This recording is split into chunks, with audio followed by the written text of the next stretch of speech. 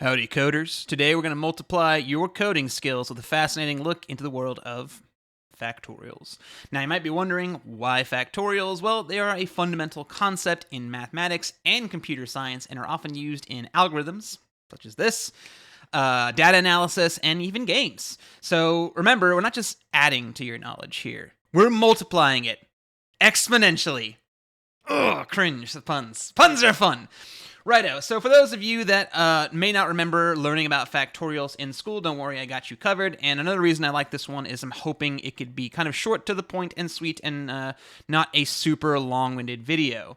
So in mathematics, factorials are non-negative integers. N is the product of all positive integers less than or equal to n. It is commonly denoted by the following syntax with an exclamation point. So n exclamation point typically denotes that we have a factorial, right? And so the factorial function can be defined as the following, where you'd have n multiplied by 1 less than what n is, multiplied by 2 less than what n is, n multiplied by, etc., multiplied by 3, then 2, and then 1.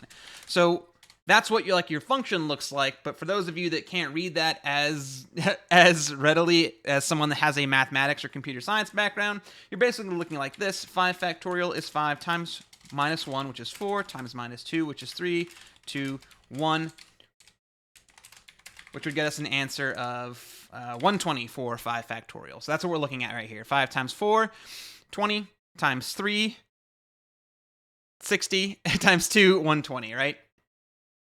Yeah, okay, times 1. I forgot about that. Times 1, which is 120. So that's what we're looking at here, and thankfully, this is not too difficult to look at.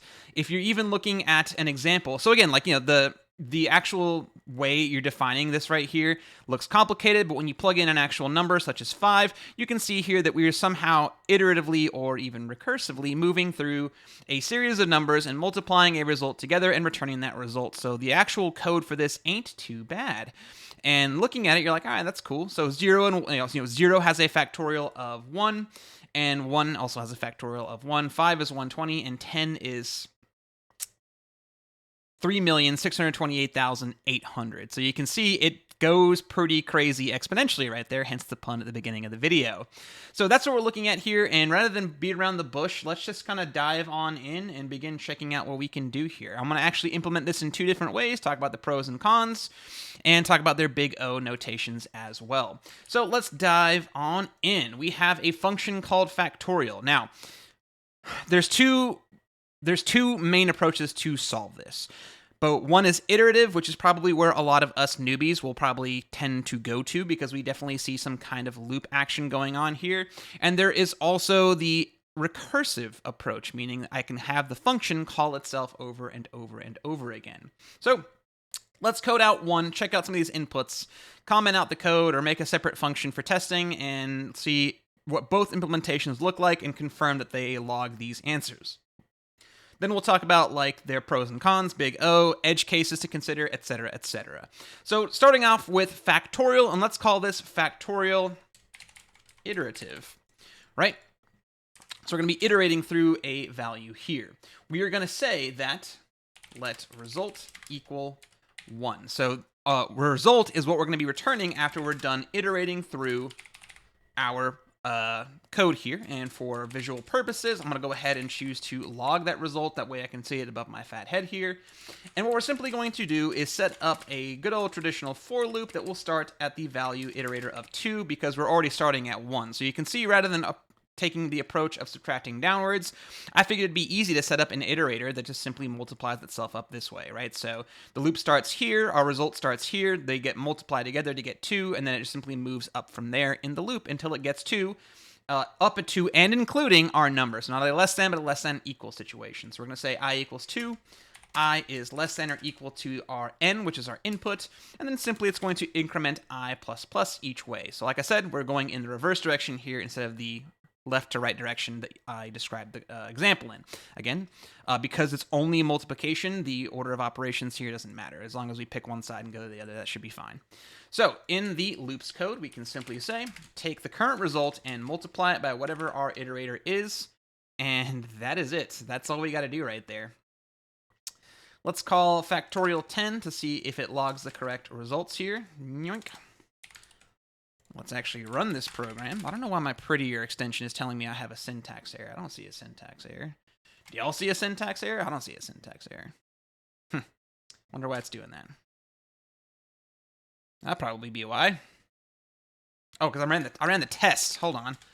npm run dev. Yeah, I don't have it set up for testing yet. Factorial is not defined. Oh, pfft.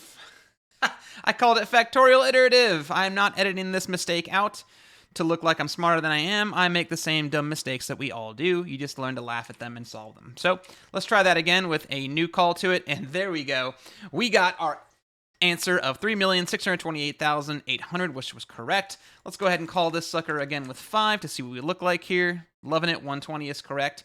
And at the moment, we don't have any logic of 0 and 1 edge cases, but let's confirm that an input of 1 returns 1. And then I don't think, hold on. Yeah, okay, it still works for, it still ends up working for that because, yeah, the loop just returns 1. So that edge case is accounted for. So my mistake, I'm thinking I didn't set up for it. I have to set up for it. We have to have that case in the recursive approach, though. That's what I was thinking. But yeah, meaning if I put in an input of 0, and our iterator starts at 2, the loop never actually runs anything to multiply anything by 0 or mess up the loop, so it never runs. It just simply returns the value of 1, which is what we wanted to see right there. So yeah, that's again, that was the straightforward solution to our iterative approach. We have to simply take a result and like multiply it against the next bit in the factorial until we get to our number n, and then we're good to go. So like I mentioned, this is one possible approach to solve this. And this is one of those things where like if I was in a technical interview and I was asked this question, I would probably write this one out first because it's easier to remember.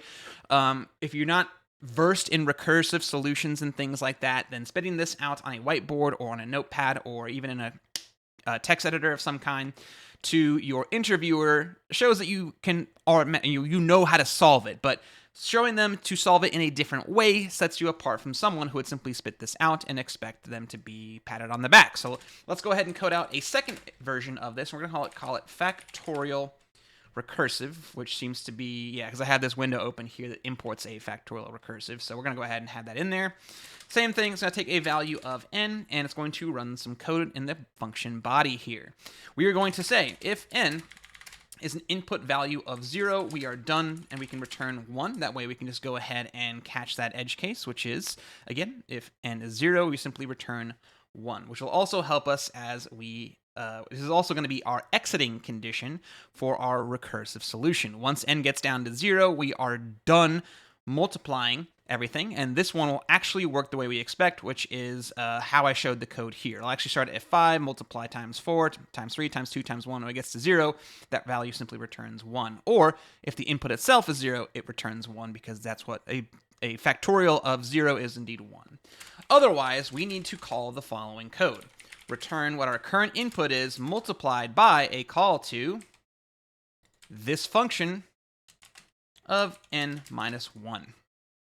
And that right there is the recursive solution. So like I said, the implementations for this particular algorithm video ain't so bad, but the discussion around them will be a bit more. So that's it. Basically, this will add to the call stack every single time the factorial recursive function with one number subtracted. So like I said, it will start with n times 5, which will end up calling factorial with n minus 1, which is 4, right? And then that'll daisy chain a call to another factorial recursive of the current n, which is 4, multiplied by 4 minus 1, which is 3, which will call factorial recursive. And as you can see, we're going to keep on stacking calls to factorial recursive every time this happens. So this does have a problem in JavaScript with an input value of anything higher than 170, I'm pretty sure. But that's what it does. It simply stacks calls of this until it gets down to the exit case, and then everything is then resolved by popping off the call stack each call to that our recursive function. Let's see if it ends up working here. I just need to copy and paste, or rather replace iterative with the keyword recursive. I'm going to clear this window here, which I can do like that. And then I'm going to save the file and run it for factorial recursive. And I just realized I didn't console log anything. So let's go ahead and I'm going to wrap all of these in a console.log. like that, and then I'll place a closing parentheses on all these lines so we can actually visualize this thing working. There we go. Yeah, so those are indeed our expected values for 10, for 5, for 1, and 0. So we have our cases handled with our recursive solution. But like I said, this thing will have issues when we get to numbers higher than 170 because JavaScript is limited in how many numbers it can show, right?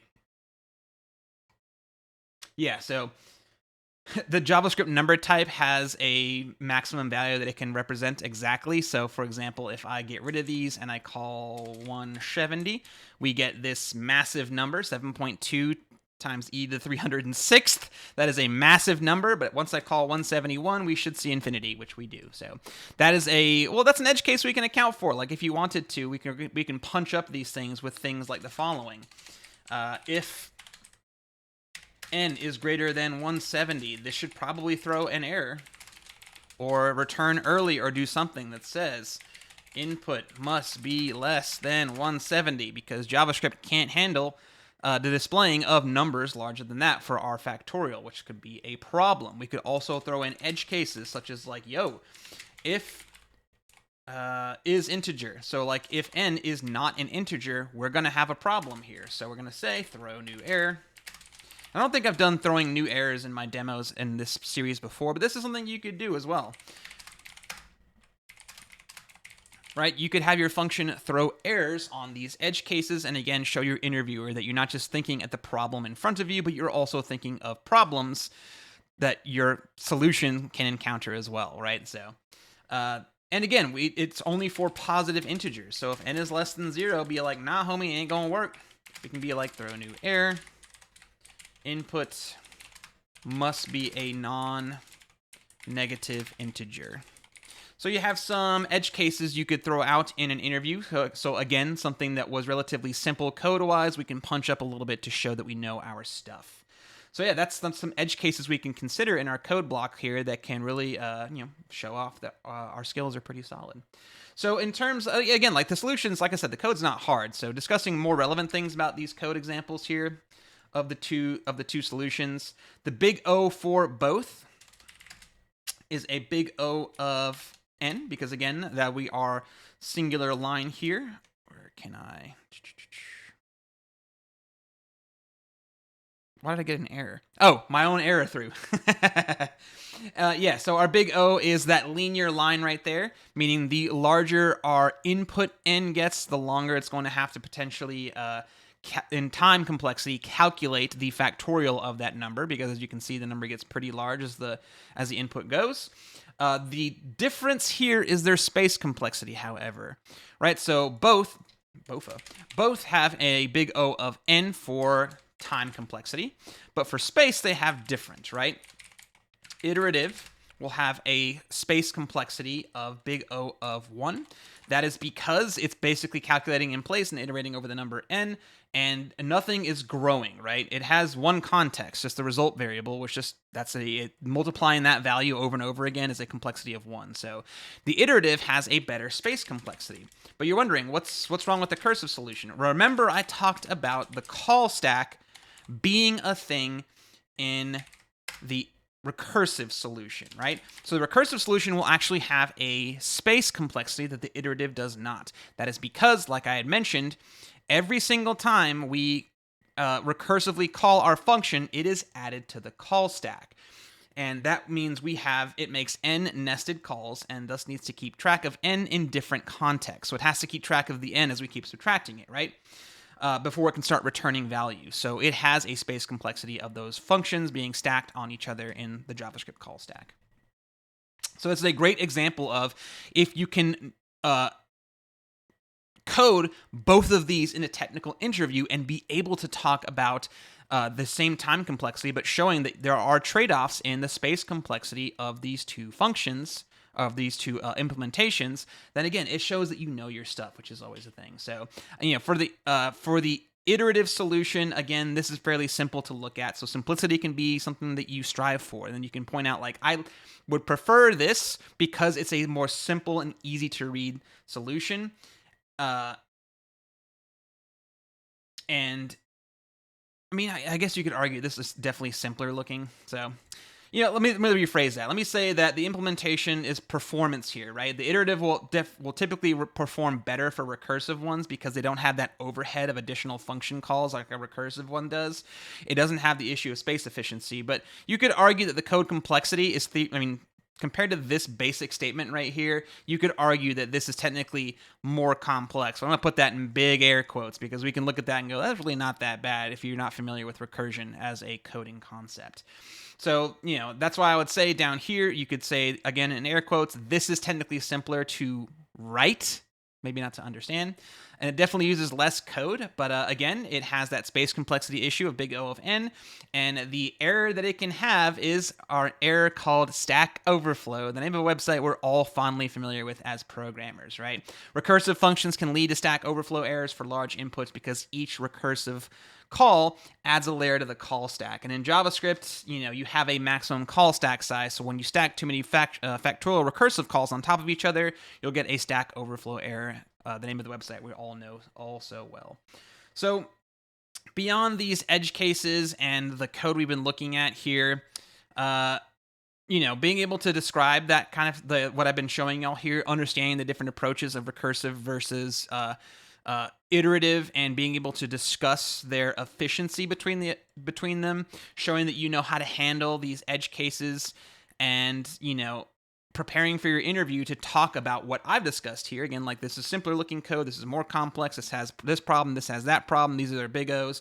Being able to toss out both of these and discuss why shows that you are super prepared for interviews, right? So that's something I want to throw out in this, hopefully, that's 16 minutes, dang, Luke.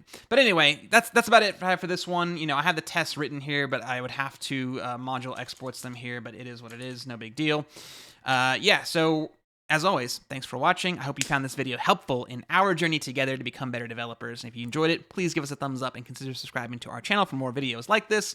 I'm building basically a whole playlist, free course here on YouTube covering common data structures and algorithms, hence the name of the playlist.